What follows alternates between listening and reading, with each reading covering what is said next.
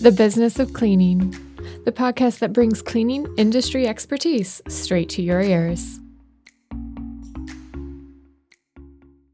Hello, everyone, and welcome back to The Business of Cleaning. My name is Haley Morris. I'm your podcast coordinator and host. And today I have with me Jenean. So Jenean, I'm going to let you introduce yourself. Thanks, Haley. It's great to be here.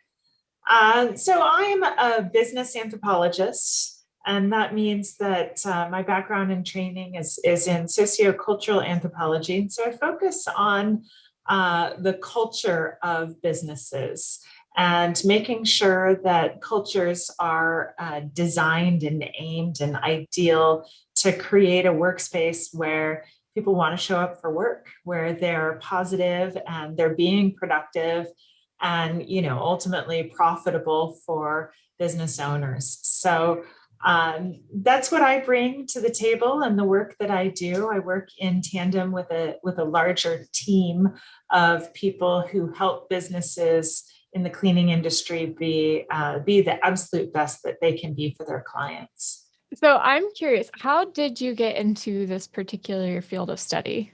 That's interesting. I traveled around a lot when I was younger. I lived for a while in Bavaria. I taught skiing and mountaineering in Bavaria, where I met my husband. And then together we traveled quite extensively through the Middle East and India. I ended up doing my graduate research in India. But before that, when I went to finish my degree, I had paused my undergraduate degree. I decided, what was it that I've seen about the world that really fires me up? What really lights me up? And it was kind of the study of different behaviors, how one behavior in one culture could lead to different kinds of results than another behavior. And then along with that, the beliefs that correspond. And so when I went back to school, I thought, well, anthropology is the route for me. This is the field that will allow me to lean into that more deeply. And so that set me on a path that took me in many different fields. I was in the nonprofit sector for many years, which led me to business anthropology.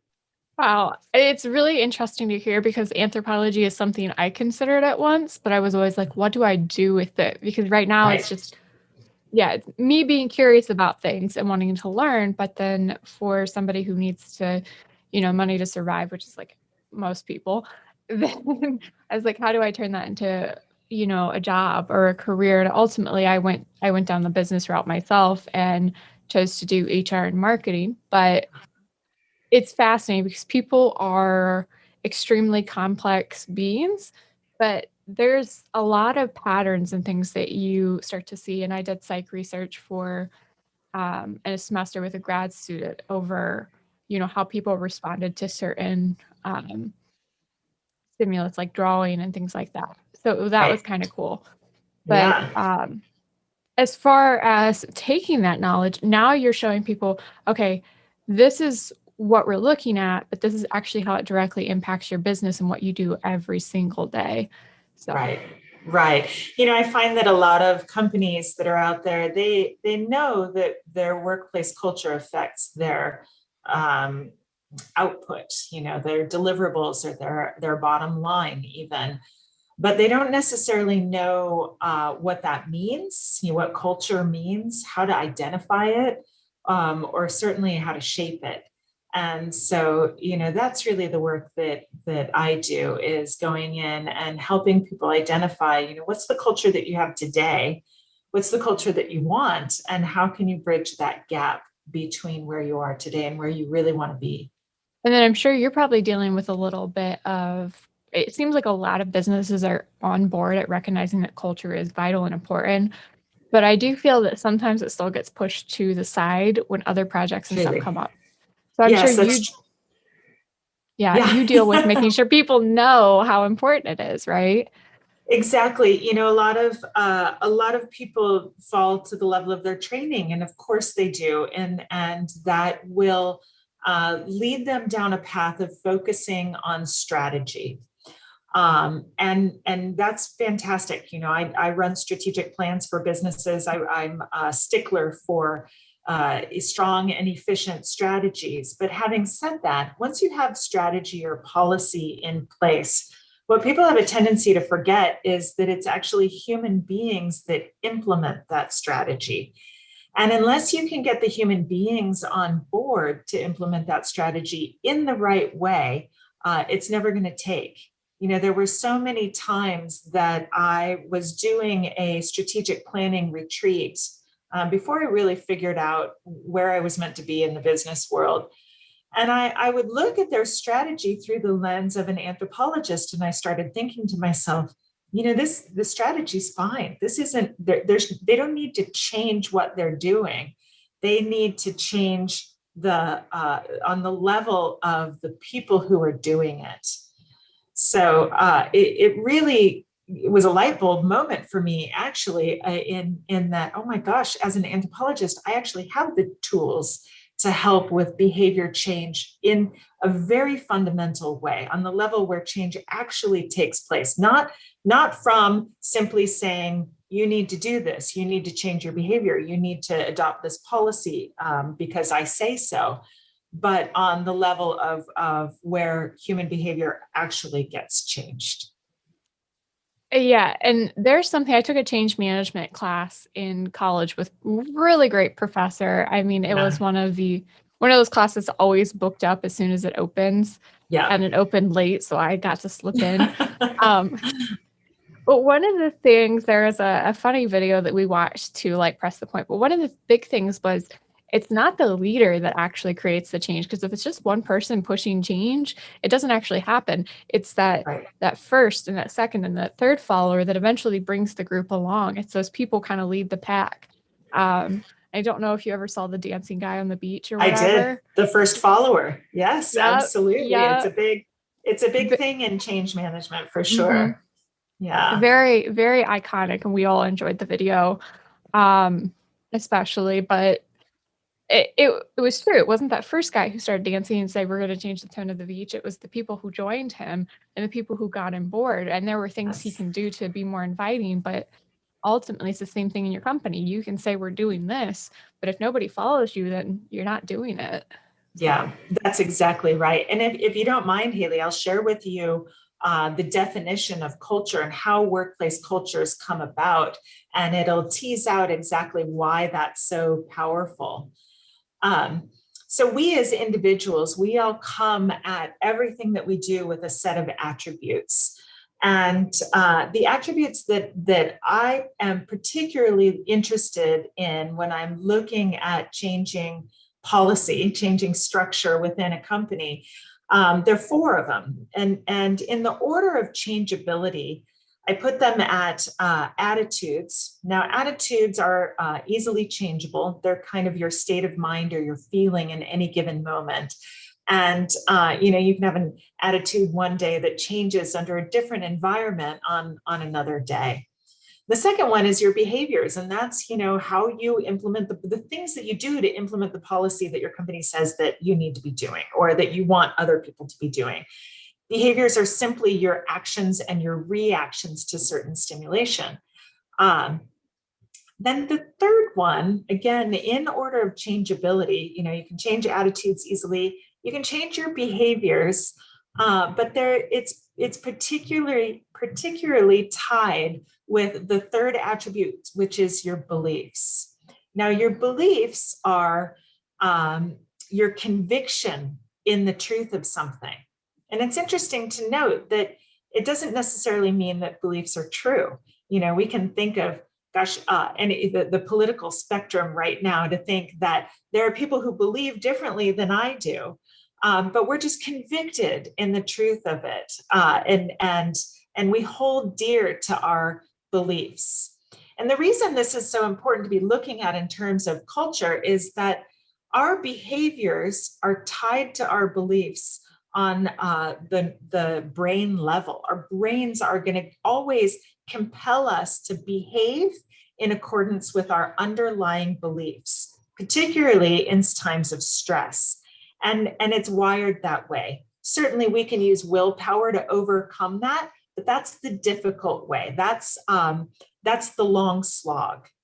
Because when we look at the level of changing our beliefs or aligning our beliefs to the company or to the structure that we're working within, that's when the behaviors start coming more easily.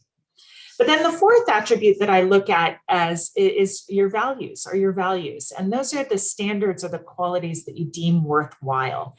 And your values are the least changeable of all. We kind of grow up with our values in a certain way. They can be changed, but they're not as likely to be changed. So every individual comes at what we do with these certain attributes.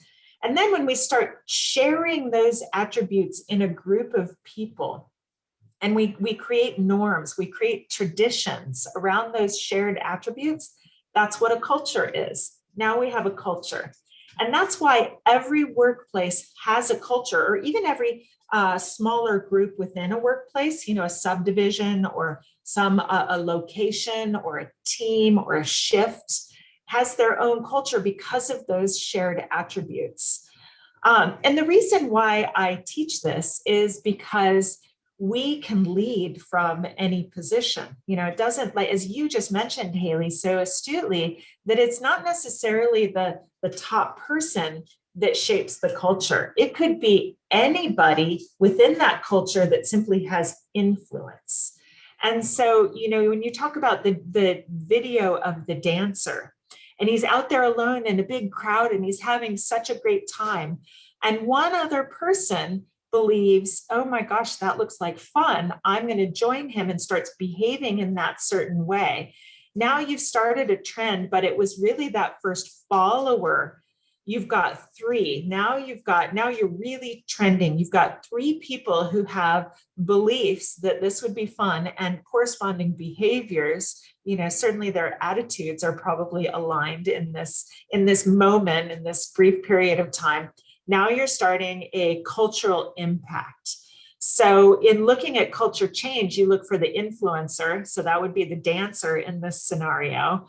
And then you look at how the culture is being shaped and being directed and guided because of the influence that they have.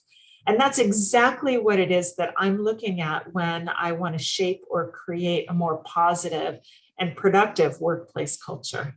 It makes me think too, if that first follower had responded differently, how the mood and reaction of the people around them could have changed. They could have been mocking or been like, why is that person dancing? And then you would have had a much different situation. Exactly. It's what leaders face too. They have this great idea for a change and they start to do it. And sometimes you have either like your supervisors or your team members that are those influencers and those people who have the ear and respect. And if they're not on board and they respond negatively, the team tends to ripple and follow. And then, absolutely.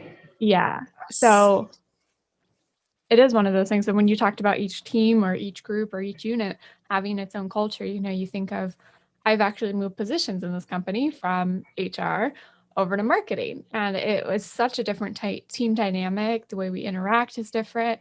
And we've started to shift our own team culture by having weekly meetings now where we get together, we have powwows, and we bring our separate efforts into the whole, because we've got video on one side, animations, podcasting, social media, and some interact more than others. So, yeah. And you can probably start to see who is influencing the culture more than other people. And that doesn't necessarily mean that they're in a position of leadership. This is another thing that people mistake in developing their workplace culture. They think that positions of leadership are the things that, the power that comes from that are what shapes culture. And that's not always true. As a matter of fact, sometimes it's the person that's shaping the culture the most is the least one for you to suspect. I had a team I was working with in a large automobile manufacturing company that was part of they had a certain kind of production quota. And, this is a factory that's working 3 shifts, 24/7 all the time. And one shift slowing down can affect the productivity of every shift behind them. And there was one particular shift that was extremely slow in what they were doing. This is still in the cleaning industry, but of course that impacts the production value of cars running off the line, right? And so this one shift was so incredibly slow in their work. And when I went in there, I was looking for who is it that has influence in this group. And what I found was a very tiny woman, very small in stature. And she was very introverted and she had a very soft voice. And so she's just the opposite visual picture of somebody that you would think would have outward influence on her culture. And she worked slow as molasses. And my question that I was wondering when I went in there and was watching all of this is, why is she the one that's setting the pace for the entire team here? Why are they matching her? And what I learned was that it was her father who was the pastor of the church that everybody else on the team attended. And so she had a level of status in the outward community that she carried over into work. And so they deferred to her on a very subconscious level. None of them did it. It was all very subconscious, which is where beliefs originate, is in your subconscious mind. And they matched her pace. They deferred to her. And so we weren't going to get the productivity to increase until we addressed these deeper beliefs that had nothing to do with the policy of how quickly the company thought that these areas could be cleaned. No, it is very interesting because it's like you said, it's not always the loudest or the most boisterous people, or even like the loudest, most negative people who definitely have their own impact. But there is quiet sway. It's just like the influencers online, they have that name for a reason, but you have people who maybe aren't as loud and as obvious as some others, and yet they're still setting a tone for interactions and the way that these communities are shifting and moving around. So Right. Now, having said that, people in power positions do have influence, and that's important to know. It's a big deal to be in a position of power, because you can be seen as threatening or allowing or steamrolling, or many different things that will affect the way people feel about where they're working. And that really brings up another big issue of what shapes your workplace culture, is the emotional safety that people feel in their workplace, or psychological safety is another term that gets used for this.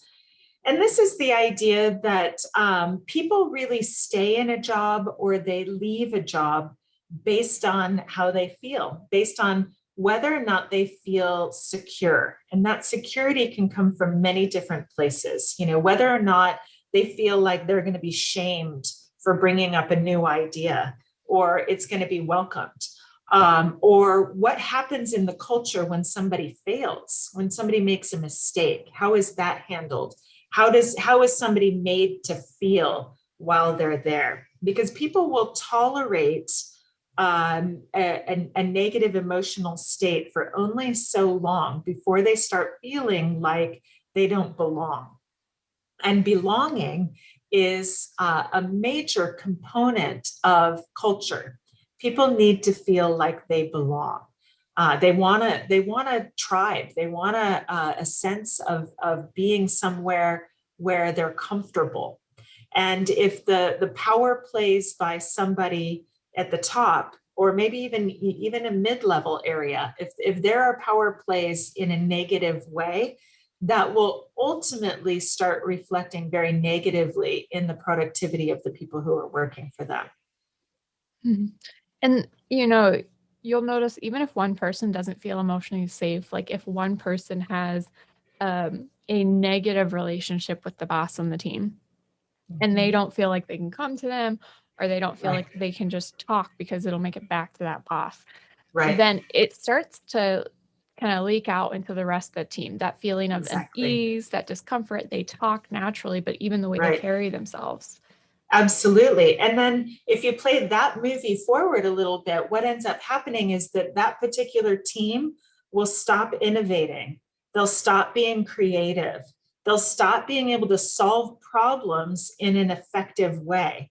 And now you've got total stagnation. And, for companies that are interested in either growth or even in achieving excellence at where they are, they will create blockages in that way. And it can be a horrible thing for a workplace and for the outcomes that that workplace is looking for.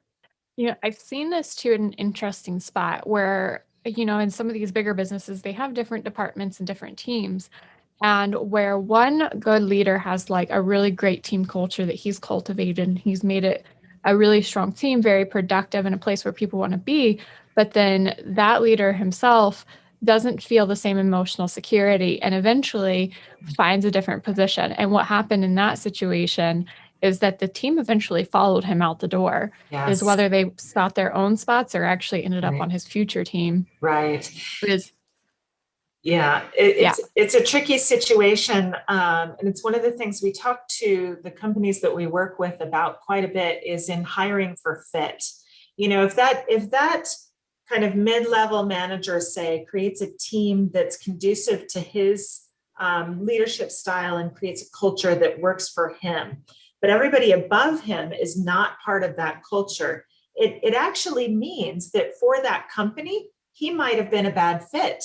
He and his team were fit for some other company that was going to support them.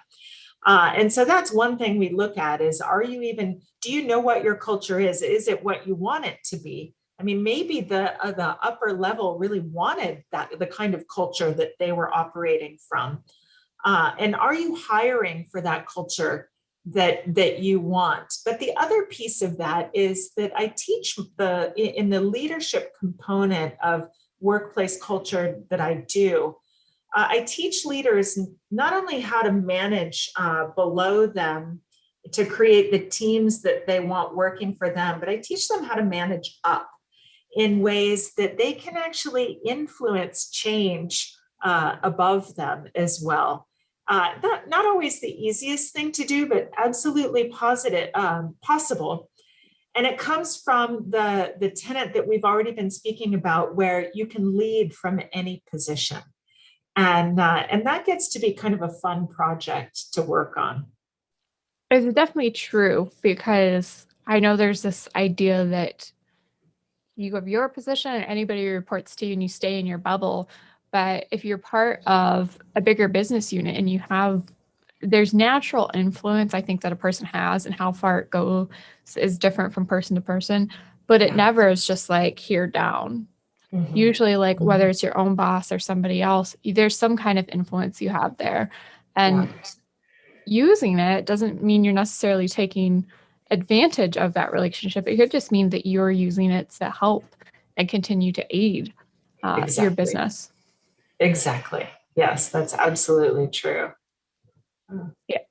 So it's very interesting. It's, like I think the company that I saw this team operating under, they really liked the culture of this team, but they Mhm. didn't know how to adopt it. And I think the great disconnect came Sorry.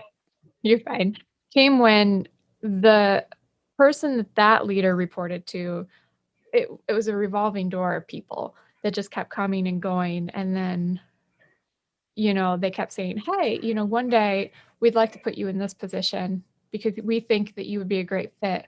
And then, he had people he had a natural line of succession ready. And they ultimately just kept putting new people into that position. So it's Yeah. very interesting because they, I think, identified the culture that they wanted, but then it stopped there.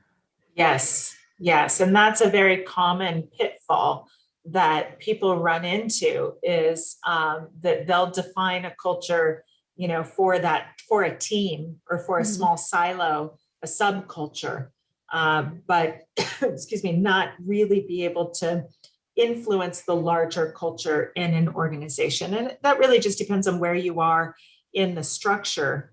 Mm-hmm. But ideally, you've got leaders who also have powerful positions who can say, no, we want to set our culture for the entire organization based on what works and what's most adaptable for our values. This is another big piece of it. As I was saying, these attributes that go in order of changeability.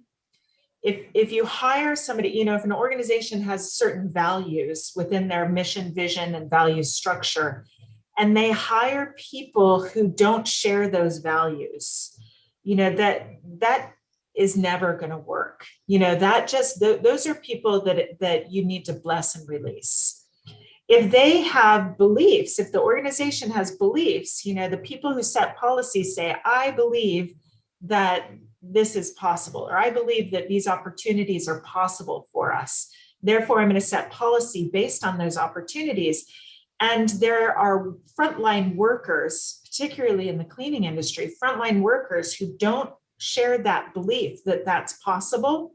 You're going to have workplace culture issues, problems. However, those you can overcome, because we as humans can change our beliefs. We can align our beliefs, and we can, what most often happens is we can recognize hidden beliefs in us or mistaken beliefs in us that no longer serve us, that they've just simply been there hardwired into our brain from early on, often in our careers or in our development. And when you do the work to challenge those limiting beliefs and prune away the ones that don't serve you and replace them with ones that do, that may be more in alignment with the beliefs of other people in your organization, now you're creating a workplace culture that really, it really sings. So I'm curious, we're talking about culture of different teams and of the unit as a whole. How do the business leaders go through and actually assess where the culture stands right now? Because they might think they understand it, but do they really? Yeah, that's it's a really great question. And we've already sort of been picking apart this process a little bit already. And the key is, one is that they need to be looking for those people who have influence. It's a little bit of detective work, is who is shaping the culture right now, and why? Why are they somebody with influence? Like the woman who had a father of influence, and she kind of had that influence by proxy. So who has influence? Who is shaping the culture? You also want to look at, how are they shaping the culture? What is being affected here? Is it an overlying tone of positivity or negativity? Is it the pace of work, like I mentioned? Is it taking excessive breaks or showing up late to work, or some other behavior that you don't want? Or are there people who are shaping the culture in the direction that you do want? And you want to know who those people are as well. So, you really need to look at deeply how your culture is being affected and who is affecting it. And then you look at their individual attitudes, behaviors, beliefs, and values. That's when you dig into deeper leadership work on the individual level, because change happens on the level of the culture, and the culture only occurs because you've got multiple individuals working together. So you have to have individuals who are on board with looking at their limiting beliefs and seeing if they are ready to be on board with the larger culture. So in that case, if you have someone that perhaps is affecting your culture negatively as an influencer in the business, how do you start to address that um, that a person or those circumstances in which they're behaving? This is one of the most fun things that I do as a business anthropologist, because I have an opportunity to offer what in many industries and in many workplaces has only been available to executives. I take what is normally considered executive level leadership coaching, and I offer it and deliver it to even frontline employees, to middle management, supervisors, team leads, and even frontline workers. And in doing so, I work with them to develop a sense of self-awareness that is part of training that, gosh, you and I probably didn't grow up with this kind of training. Most executives have never gotten it until they hire an executive coach. Now we're giving it to people who are hungry for self-mastery. We all are. And when you give the gift of this level of training to somebody who hasn't been given the gift of professional training necessarily in their lives before, they really meet you where you are. I've had opportunities to work with some custodians, cleaners who have said, I've been doing this for 35 years. I dare you to teach me something new. And then we come in and we work with them on the level that they are, and we give them the gift of some training that seems very outside of the cleaning world. And they lean into it and they love it. And it creates a level of positivity for them that's not just in their work environment, but in their home relationships and, in their community world, and in sometimes their physical bodies get transformed. And, it's this ripple effect that is just so beautiful. I was just thinking of one set of trainings that I did with supervisor and team lead levels at one time, and they were very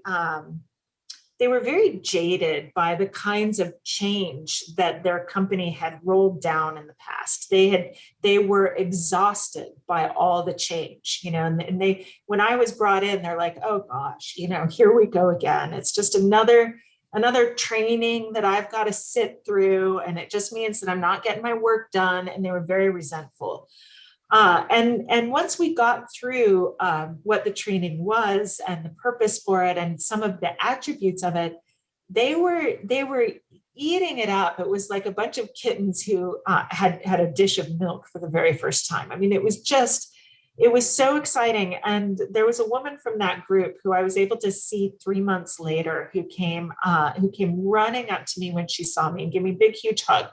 And she said, I've been sharing some of this work that you gave to me with the youth group that I lead at my church.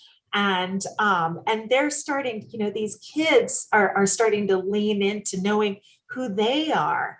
And they're starting to be better. And it's really just creating such a big rolling ripple effect. And she was so sweet. She said, I bought your book for everybody in my church. It was really adorable. But the point is that she saw this increase in her positivity at work. And then she let it kind of fan out into her lives. And that's the kind of thing that gets me singing in the shower in the morning, gets me excited to go to work, because I can see that it truly is making a difference. It's investments like those in the team that seem to have the biggest impact. I feel like there are so many trainings and things out there, and it's easy for a leader who says, I want to train my team to just, like I'm sure that team had before, get trainings just kind of thrown at them. Yeah. But it's finding that one or two or a few that work and click into place that make all of the difference. I just finished a marketing training that I found online myself for free, and it was so rewarding. I was like, let's think about how we're doing. I got so excited to just even step back and look at what we were already doing from what I learned, and I had a whole new perspective on what I was doing. But yeah. And I think that sorry to interrupt you, but I'm just excited by what you introduced there. What you said is really leans to this idea that we all want to be masterful over what we're doing, every single one of us. And I think that it's something I've seen in the cleaning industry before, where people are like, yeah, but nobody aspires to be a toilet scrubber. Nobody really like grows up dreaming about being a janitor. And while that might be true, it doesn't mean that they don't lean into mastery and the desire to be masterful over everything that they're doing. And what I have found, and my larger team who does teach training and how to clean more effectively and efficiently, that people actually really want that kind of information. They want to challenge anything that's limiting them. They might start off with this idea of like, oh, I dare you to teach me anything that I don't already know about this business, but by and large, so many of them, when they start recognizing that their companies or their excuse me, their leaders are valuing them in a new way and respecting them and trusting them, they rise to the level of where they're meant to be. And it really is such an amazing reward. It's an amazing thing to see, not just because, it makes me as an anthropologist feel happy that the people that I'm working with are happy. But the matter is that translates directly into the bottom line for the company that they're working for. Somebody, it is absolutely quantitatively measured that somebody who shows up happy at work is more productive. And a higher level of productivity and higher creativity and problem solving skills leads directly to profitability in a company. And so because of that, it absolutely behooves every cleaning company out there, every organization in this larger industry, to look at not just their executive tier, although that's very important, but also, what is that person who's showing up for work every day with a mop in their hands? How do they feel about being there? Do they feel part of being something bigger? Are they excited about this?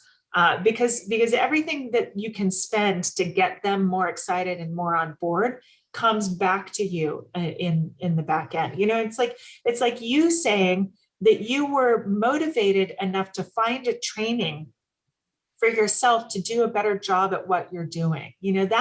That's a very clear indicator to me that you are in a good fit, that you're in a place where you're being internally motivated to learn more. And that's very different than being externally motivated by either inspiration or desperation. And there's a big outcome break between those two things. But it's something that I aspire to bring to everybody in this industry. And it's one of those things that also has like a ripple effect. For example, I came back to my team and I was like, did you know about this?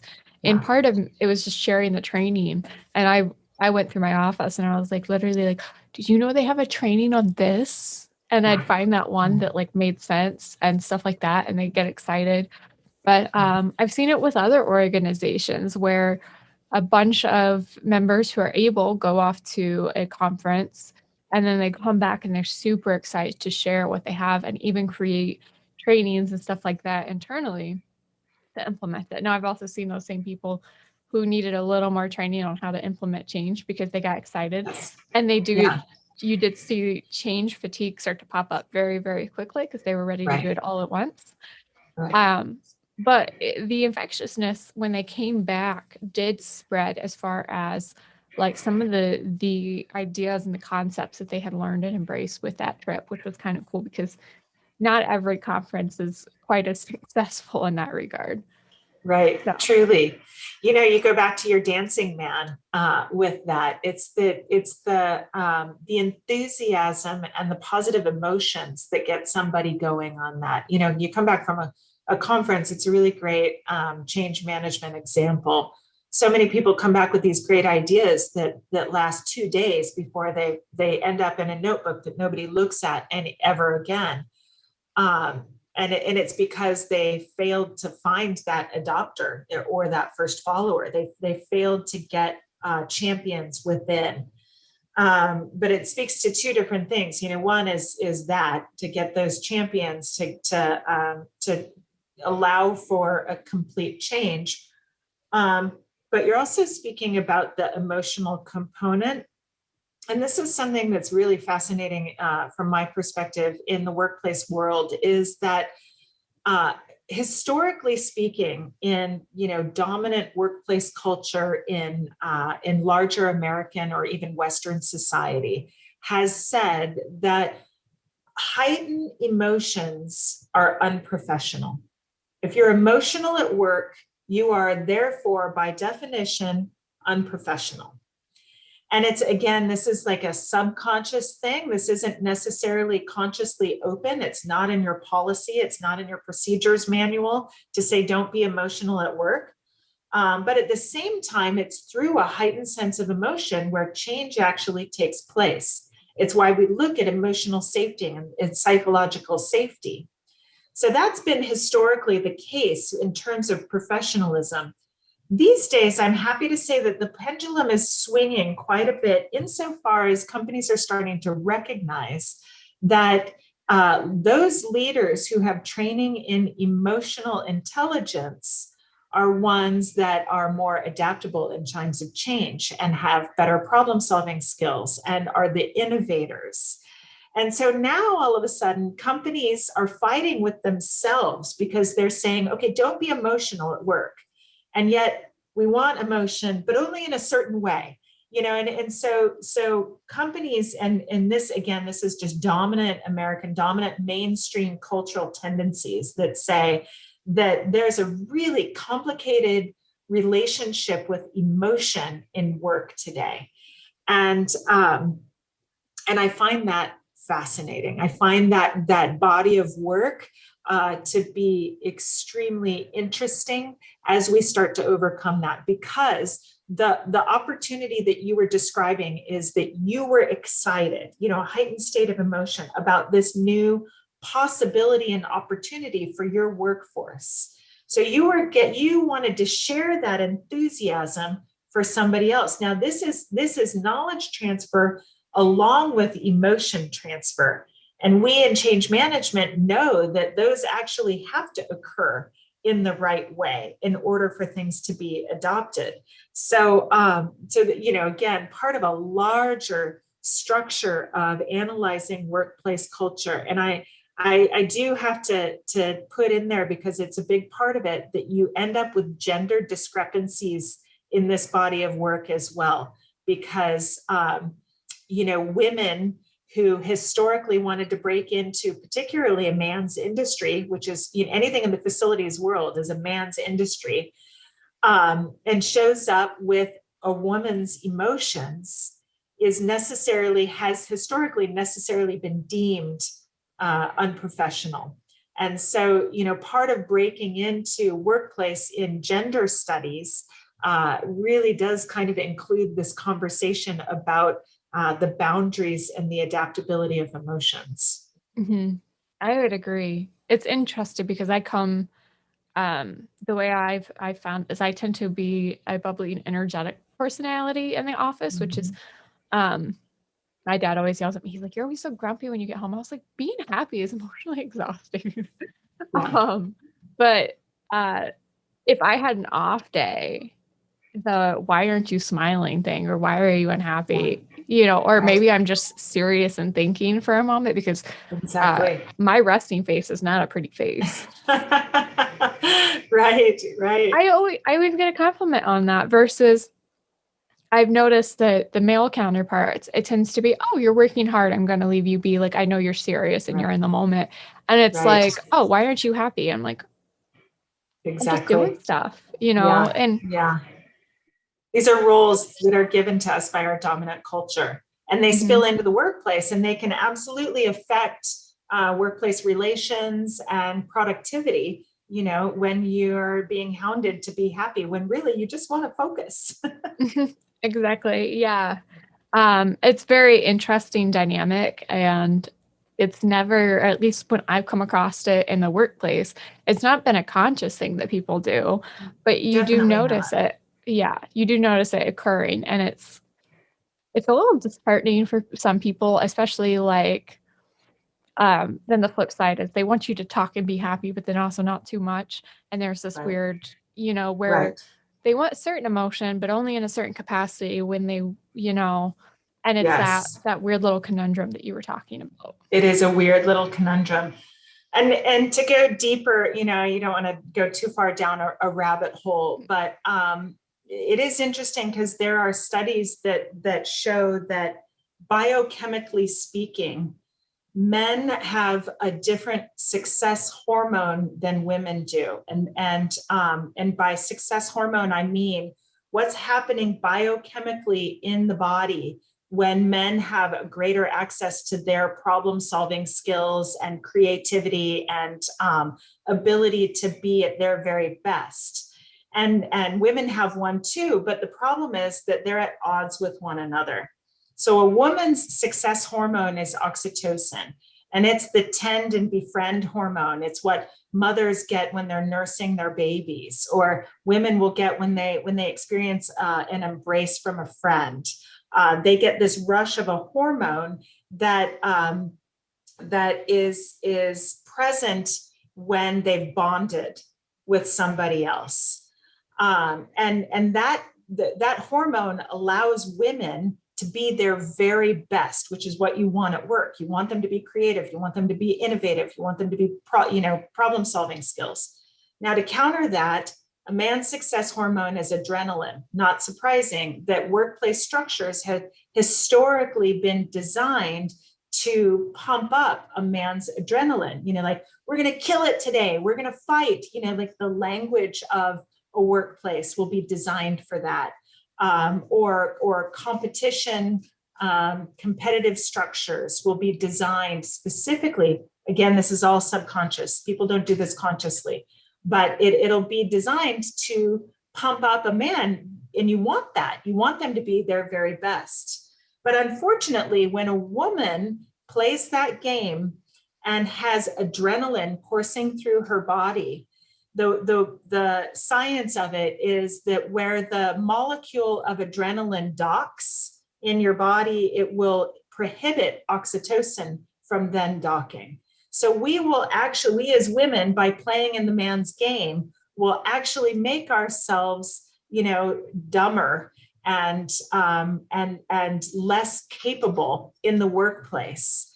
And there are structures, again, I don't want to go too deep into it, but there are cultural structures that have been designed that will actually hold a woman back. And so we want to look at that too.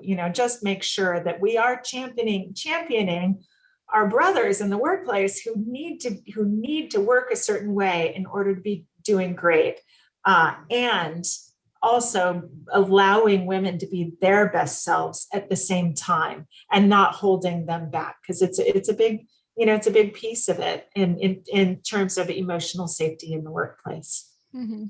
Well, you mentioned too with culture that there is a certain individual element to identifying and improving it. And so if you're looking to identify things in people in your company that make a difference, a lot of that is pinpointing what people's idea of success and what their motivators are.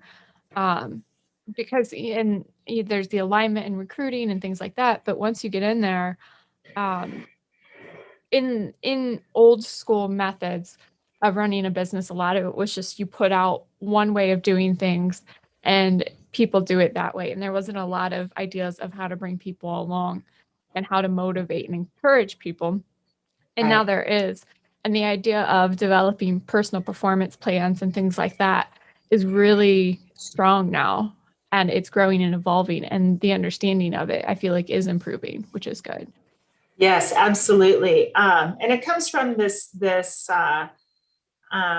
study of the difference in a human body between being motivated by desperation versus inspiration. If you think about what happens in your body, if you had a big old long to-do list and you had to get everything done on that to-do list, or else, or else something bad will happen. Like you'll get written up, or you'll lose your job, or somebody will yell at you, or, something like that. You have a certain amount of energy that you're bringing toward the work that you're doing. So now let's say you have that same long to-do list that seems impossible, but at the end of that to-do list, you get to go on an inspiring vacation, to the beach or to the mountains or your favorite place. You're going to bring toward that a different kind of energy. And, again, we can quantify exactly the productivity in a person who's being motivated by desperation versus somebody who's being motivated by inspiration, because the energy that they bring to that allows them to be better. Not just accessing their executive functioning brain, but truly tapping into physical energy stores that are like new relationship energy versus just having broken up with somebody energy, right? And so in terms of motivation, it plays hugely into it in your workplace culture. A lot of times when I assess a workplace, I will find a culture that is deep in discipline. You do one thing wrong and you get written up. You get two things, you get this warning. You 3 things, 3 strikes, you're out. Da, da, da. These are the bad things that'll happen to you if you don't toe the line. And then I say, okay, well, where's your recognition program? And they, like, we don't know what you're talking about. That's not true of everybody, of course. But historically speaking, many places will go toward that desperation style management, and they haven't tapped into a battery pack of energy for their employees that's there for them simply by allowing them to feel seen and heard and trusted and respected and like they belong. And these are the things that I want to look at is in creating a culture, is do people feel like they belong there in a positive way? Mm-hmm. And when you're talking about like the desperation versus inspiration, I think of willingness to work too. Somebody who's Oh, inspired to work they're willing to be there. They want to be there. So if things exactly. aren't perfect, or if they're a little Right. like things tend Right. to be, the world isn't perfect.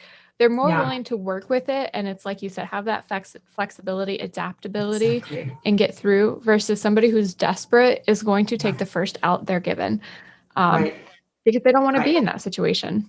That's exactly right. And a lot of the dialogue from this last year that's come up about resiliency speaks to that. Somebody who feels is resilient because they have done that inner work to find that inner motivation and they feel supported.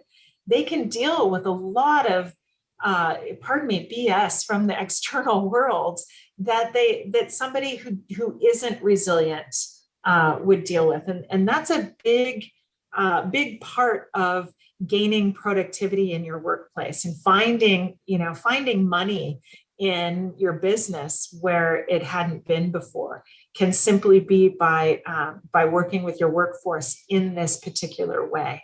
It's a big, beautiful thing. So I have a question for you then. If you are either facing a time of change or choosing to implement change because you see an opportunity to better your business, Yeah. how do you actually bring people along? How do you inspire them versus creating that system or that environment of desperation? It depends on what the change is. You need to look at what is inspiring about the change. You might have some groundwork to do. You might have to do some work with your culture to create a better sense of belonging before they're going to jump on any bandwagon of change. You might have to overcome some toxic practices in your workplace first. I would want to know what was happening in a workplace prior to rolling out the change. And then I'd be looking for those champions. I'd be looking for the dancer. I'd be looking for the early adopter. I'd be looking for the first followers, because getting their infectious buy-in is going to be important. And then I'm going to be looking to helping all of the individuals with overcoming any beliefs that might creep up that would create resistance to that change. So, there are many pieces of it, and it's fun to do. It's worthwhile. I want all employees to be singing in the shower in the morning before they head into work. And again, that doesn't matter if they're scrubbing toilets or if they're setting policy for a company. We all deserve to be happy when we go to work. And, just so turns out that when we're happy and we're at work, we're more productive. And, we're more willing to pick up the candy wrapper in the parking lot on our way into work instead of stepping right over it because we just don't care. If you want your employees to care about what they're doing, the best way to do it is to build a culture where you get them on board, where they are motivated internally because they're inspired to be there and they feel like they belong. There was a woman at the one company I worked for. When I left my shift this time of day, she was always out vacuuming the rugs and cleaning the floors of the entry that I took. And a lot of times she was singing or listening to music and dancing a little bit. She was a very bright personality, but like, not only am I sure that she's an influence on her team and she brings that to her team, but like for an entirely different company, somebody walking through that door, she brought a lot of joy to the end of my day. Like I get excited to go to work just so I can leave and see her. And it was true for the woman at the security desk too. I love seeing her, but those kind of people who were happy and enjoyable brought joy to my day as well. And I enjoyed coming into work, and that makes all the difference. Yes. All the difference. Yes. And that is so big because so many people who run companies will think about the happiness of their top tier employees, the managers, the directors, the VPs, the CEO, C-suite, but not the person, the security guard at the front door, the concierge, the cleaning worker, and they'll forget about them. But those are the people that are most visible. CEO is behind a closed door and isn't visible on a regular basis, but the person that you see every day when you walk into a building, those are the ones that you want to help develop and that you want to help train and make sure that they are absolutely on board with the mission of the organization and with the structure and with the excitement of what's possible. Agreed. And they make a huge difference in, their work, their company, but like I said, other people too, especially if you have cleaners that are going into buildings before they're empty for the day. I would tow around on the rugs trying to make sure I didn't step on her wet floor. She thought it was hilarious, but I was like, I don't want to make a mess for you. You just yeah. So it's true that and if they changed the schedule and they had to get her on board and she was suddenly unhappy, can you imagine the end of my day would have looked, or like how clean those floors would have actually got? Yeah, exactly. Yeah. Mm-hmm. Big deal. So as far as when you're trying to have a good positive impact on your culture and you realize like there might be some work that you'd like to do, or there's some areas for growth, we've talked about the trainings and some of those areas. What are some other ways that these leaders can start to address cultural improvement efforts? Gosh, there's so many, and again, they're going to be very particular to the individual company. I'm a big fan of having true leaders, who are interested in change, develop their ideal cultural map.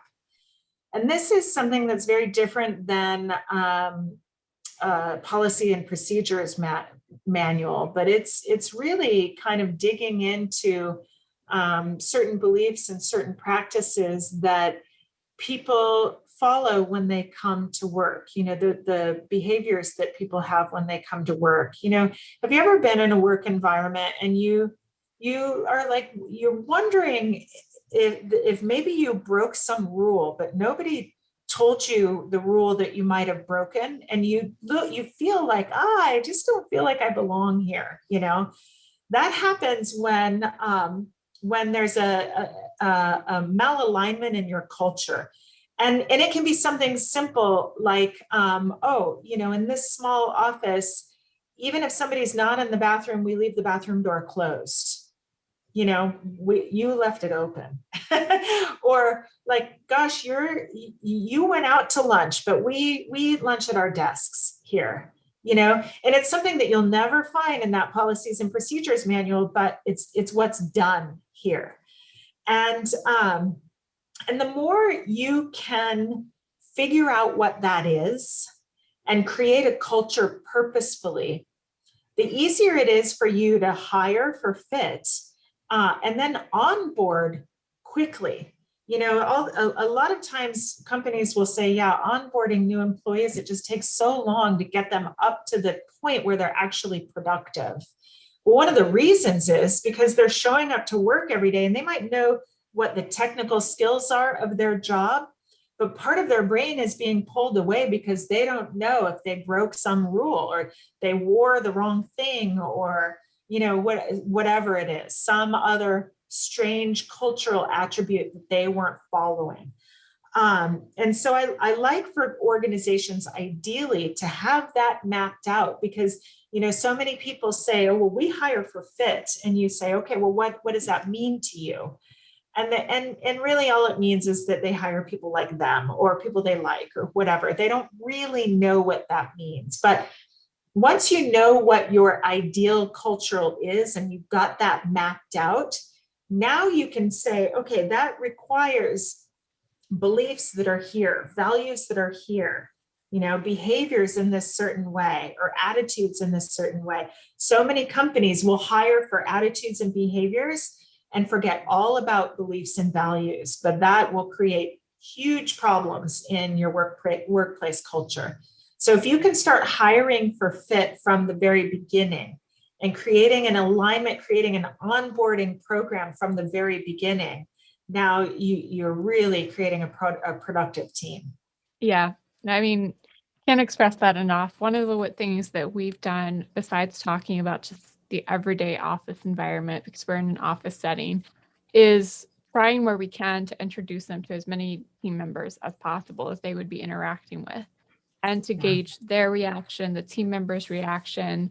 And I think at one point we had like guided questions, at least back when I did recruitment. I haven't seen that side of things in a while, but actually saying, hey, what did you think of this? And things like that. And giving them topics to talk about when they sat down, like what did they do for lunch? What did they even do once they were done with work? We have a lot of people in this office who like motocross, oddly enough. And not everybody does, but you start to learn a bit about it after a while.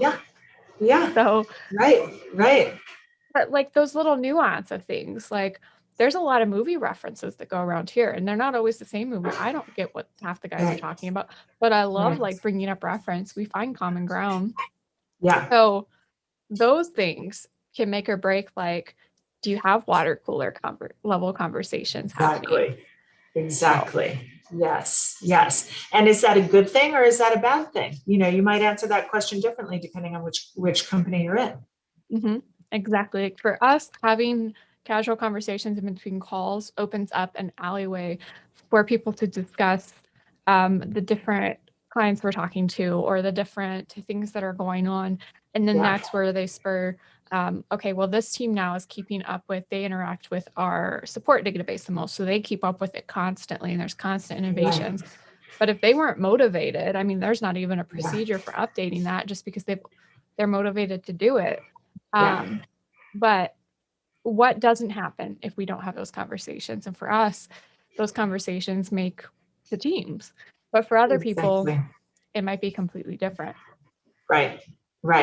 And, the answer to that question, it can be so deep and so damaging for companies. What if we don't have these conversations? Well, it could be that people are working in silos and they're not creating together. They're not coming up with the right answer. Maybe they're even developing some level of fear or mistrust for their coworkers, or they are lacking respect for their coworkers. And that will show up in productivity time and time again. I've seen that too. I have. And it like, I remember I've left a job crying like many days of the week just because I felt isolated from my team and we thought we hated each other and there was so much miscommunication. And it's just, we hadn't been talking. Yeah. And we didn't understand where we were coming from. And it was completely like a misunderstanding for the most part. And then everything else is we just needed to work together. But you have the flip side too, where sometimes those conversations become too numerous and they start to detract from the job. So finding where you're at and what makes sense for your business is always like that balancing point. Yeah. Yeah, So, truly. all right. So what do you think? One of our team members asked, what is the biggest thing that you think can be the biggest buzzkill to a positive work culture? What can bring it down the fastest?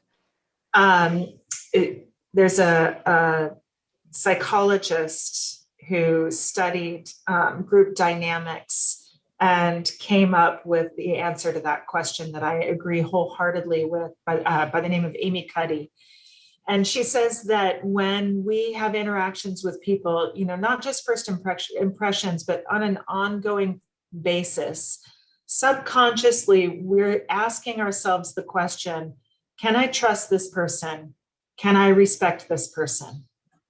And I think that what will break down a team quickly is when some part of you answers no to that. If there is any bit of trust or respect that starts breaking down within the team, it's a huge indicator for me that there's something off in your workplace culture. And it's a big canary in the coal mine kind of thing. This is the red flag I'm looking for. There's also obstructionist behavior. It's almost like the toddler that gets overly tired and starts throwing a temper tantrum over the smallest thing. I wanted the blue cup, not the yellow one. This sort of thing actually shows up in a workplace. Weirdly, again, it's not conscious. This is so subconscious. If somebody is not feeling like they are respected or like they are trusted or like they don't belong, they will start obstructing the direction, the policy of the larger organization, and they'll even self-sabotage in order to do it.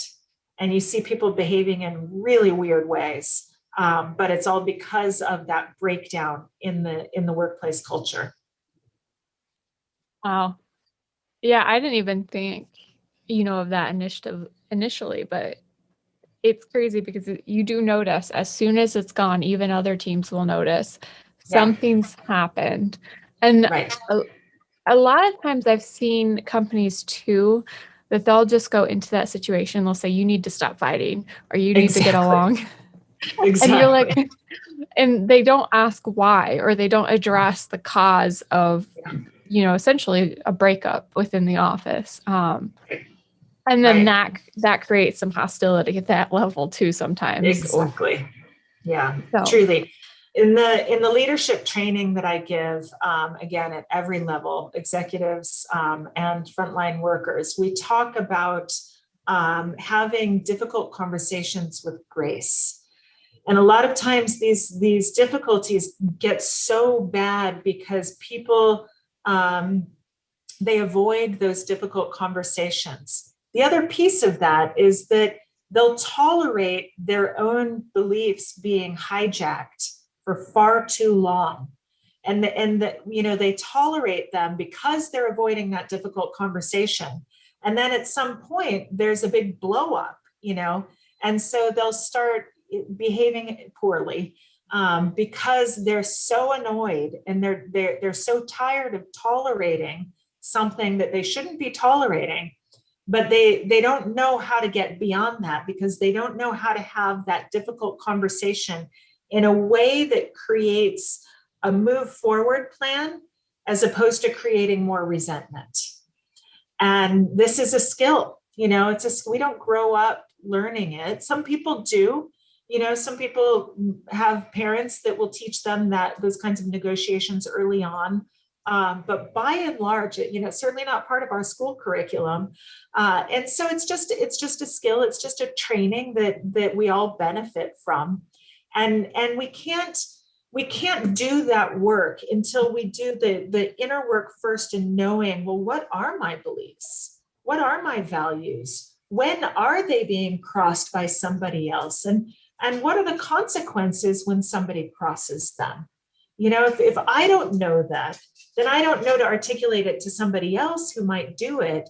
And then I'm stuck in that tolerating mode, and I can't break out of it. And that's a terrible position to be in.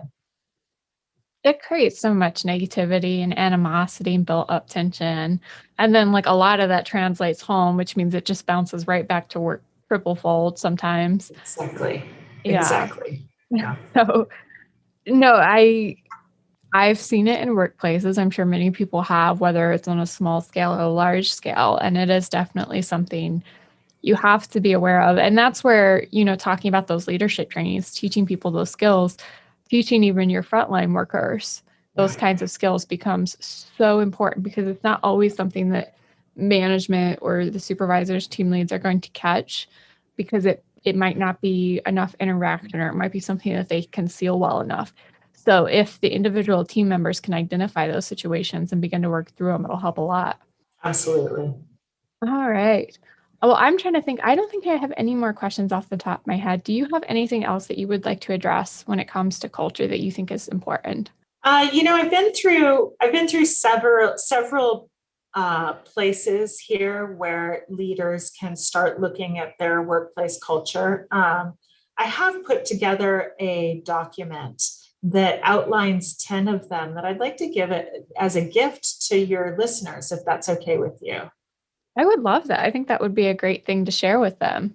Terrific. Well, I have sort of like gleaned out of my work 10 places in your workplace culture where productivity traps can hide, and then what to do about them. And so it's a free resource for you and your listeners, and they can download it for themselves if they go to my website, which is standinyourstrength.com, and then add /BOC for business of cleaning.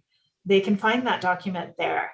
And, and of course, I'm always available. If somebody's listening to this and comes up with a question of, gosh, how do I use this in my unique workplace? That's the big thing of like, yeah, but we've got this issue, and it's always something unique, as we as individuals are. And I just want to invite that conversation. Please feel free. My email address will be on that document. Reach out to me. We can always just have a chat and see if there's some strategies that you can use right away. I'd love to do that for your listeners. No strings attached. It's not a sales conversation. It's just me wanting to help and elevate the cleaning industry.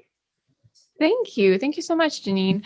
I think this is a great resource and a great opportunity for our listeners to really kind of do things that I'm sure have been in the back of their mind for a while, but it gives them a starting point and some things to look at, which is so big when you're trying to do, like, if I'm trying to improve myself, I'm always like, where do I start? Yeah, absolutely. I want to thank you for joining us. I'm going to include everything that you just talked about in our descriptions, as well as the blog post that we provide. And I definitely want to invite our listeners to reach out with any questions. So thank you. Wonderful being here. Thank you. Thank you, everyone, for tuning in, and I will see you next month with a new episode.